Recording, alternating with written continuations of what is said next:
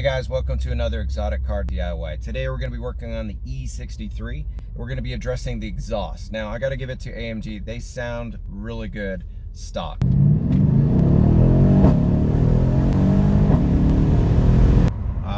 Right now I've already looked into the mufflers on this and they are straight through design, meaning there's no resistance. So anything that you're going to do to them or any aftermarket thing is not going to add any power. It's only going to add sound.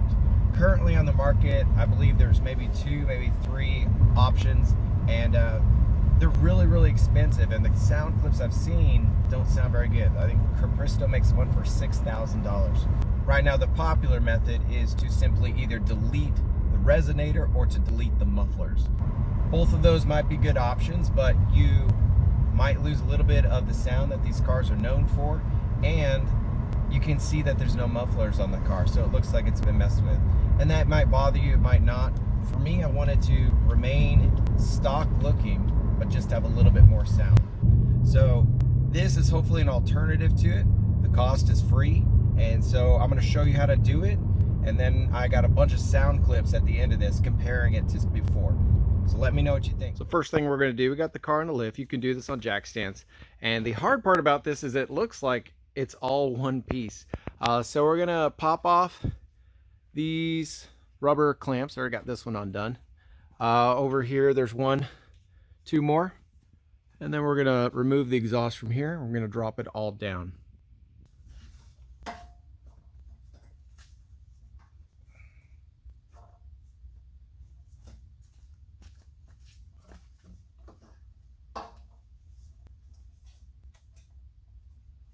So now we've gone through and undone all the clamps. The exhaust is hanging by. You can use a jack stand if it's on the ground. I'm using an exhaust stand for the lift. And then you can use 2, these are EV12 Torx, to undo it from the resonator.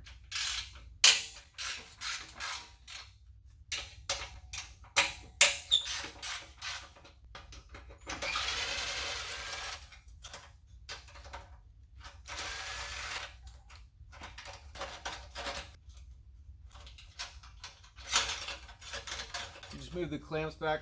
Careful not to damage the seals that they put in these.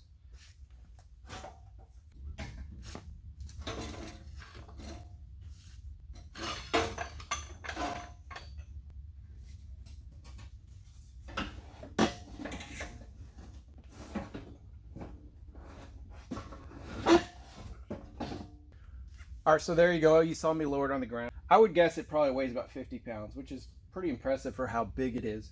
But as you can see, we got the resonator and both mufflers, and now we're going to get started on the cutting them open. All right, and if you're curious what the inside of a resonator looks like, you can see there is some perforations in there to absorb a little bit of sound, and a cut through, essentially making this into an H pipe.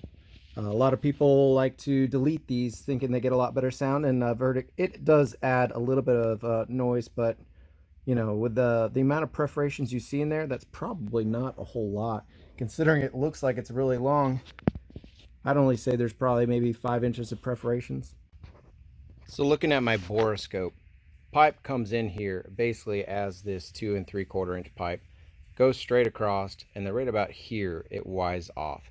There's perforations from about here to here. So what we're going to do, I'm trying to make an incision small enough that I can easily put it back on the top where you can't see anything, and then but big enough that I can at least get the fiberglass out of the way and get my clamp on there, and then weld it back together easiest as possible.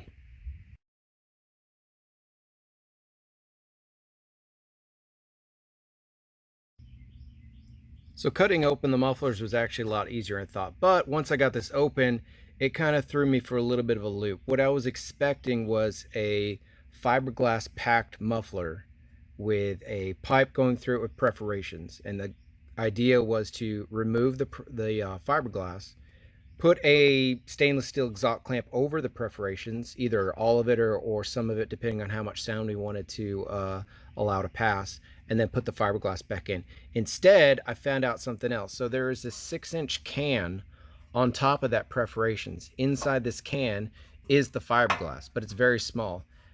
There's also another Y where the exhaust comes in here, and instead of just going through here like I thought, comes out here. This part just dumps into the can. There's no exit whatsoever for that. So we've pulled this back now, and just like I thought, there is a bunch of fiberglass in there and the perforated pipe. This is what deadens most of the sound. So I did one test where I simply just removed the fiberglass mat that was inside the internal exhaust can. It did add a little bit of sound, but it wasn't quite where I wanted it to be. So now the clamp is in there. We have a 2.5-inch butt-in clamp, just like this, that I've installed over the perforations in the pipe. So essentially what I've done is removed most of the sound deadening from this muffler. It's now essentially a straight pipe all the way through. All right, so muffler 2, we got the clamp installed. I didn't see a need to weld the entire thing up, so I just tacked it all along the side. That clamp fits in there nicely. Now we're just gonna close the cover, weld it all back up, and we're done. I'm not going to pretend I know exactly how mufflers work. I do know that the perforations in the holes are a common method that mufflers use to absorb sound. Some mufflers use baffles. So this muffler, like I said earlier, has a little Y pipe here that dumps into this cavity. There's no fiberglass insulation, no outlet. So the only thing I can figure it does is that maybe that causes some kind of rumble. So as opposed to just removing the mufflers, this should keep whatever Mercedes engineered that pipe for sound-wise. All we're doing is just removing a little bit of the sound deadening that was available. So here's me closing up the muffler with my POS from Harbor Freight. A lot of friends see my welder and go, wow, you can weld? And I'm like, nope. But I guess if I try hard enough, I can get some metal to stick together. Anyway, don't forget to subscribe, and maybe in like 20 years I can get a check from YouTube and buy a new welder. Now we've got both mufflers welded all back up. To be honest, the right one that I did first probably took me about an hour and a half maybe to do, because I was guessing at some things. The left one, I'm not kidding, probably took me about 30 or 45 minutes to do everything from start to finish, just because I already knew what was going on. So anyway, the whole system is ready to go back into the car. And so now you get to watch me struggle to put it back in. All right, so I have found that it balances pretty easy. You put it on your shoulders right here. So the best way to do this is to tuck one muffler up first into the edge, and then work on getting the other muffler up there too. You kind of got to slide it up into one of the cavities more than the other to get it to go back up in there.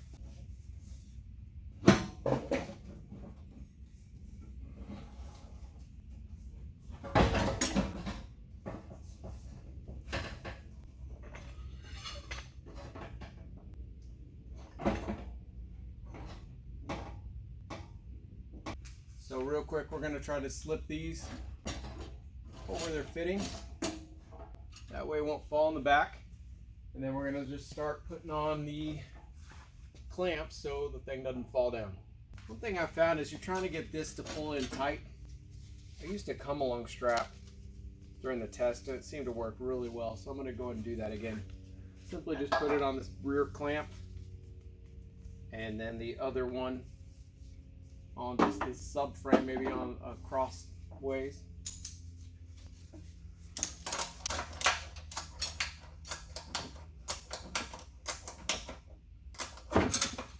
Okay. That way you ensure that you don't get any exhaust leaks.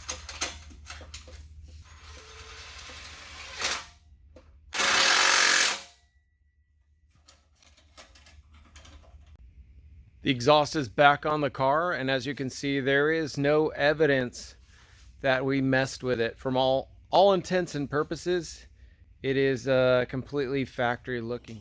All right, so what is the verdict? Does it sound better? Now remember, these are recorded with a cell phone, and likely you're watching it with a cell phone, and that does a horrible job of reproducing the sound. So put in some earbuds, maybe put on like a Bose headset or whatever, play it on your computer speakers. You might get a little bit more accurate of a sound.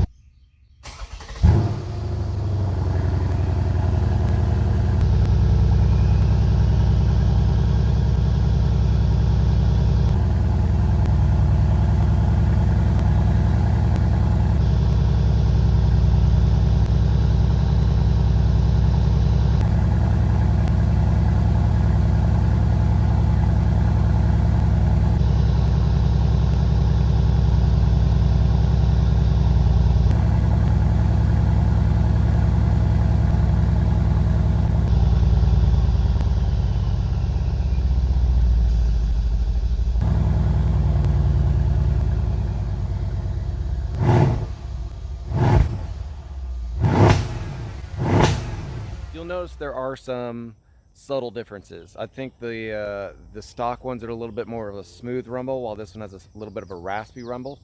And it is noticeably louder outside the car. Not a lot, but noticeably. Inside the car, completely the same. You can't tell a difference at all. These things have noise canceling, I believe, inside, and they're well insulated, and the sound all comes out the back. We used one of those phone decibel meters, and it showed that it was 3 decibels louder at idle and about 3 decibels louder at during just those quick revs than before. I guess what I've learned from this is that the mufflers in here really don't do a whole lot to deaden sound. You look in a typical muffler and they have a huge perforated area to absorb the sound, and lots of baffling and maybe lots of padding. These had obviously almost no fiberglass inside, so there really is not a whole lot of sound deadening in these mufflers to begin with. I think the reason that they didn't have to is because, well, A, they kind of come loud from the factory, but B, they're just, the turbos seem to absorb sound, and that's typical of any turbocharged car. Now, on the contrary, I gutted my E55 mufflers, and they had the most complex routing and baffles and packed full of stuff, and they were almost Tesla quiet until you did that.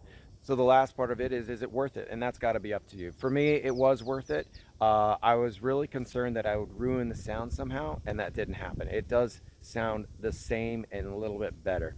It definitely didn't degrade the sound, and I basically got what I was looking for. I probably want to try to get a little bit more volume out of it, but I do like how it is quiet when you're cruising. No drone or anything like that.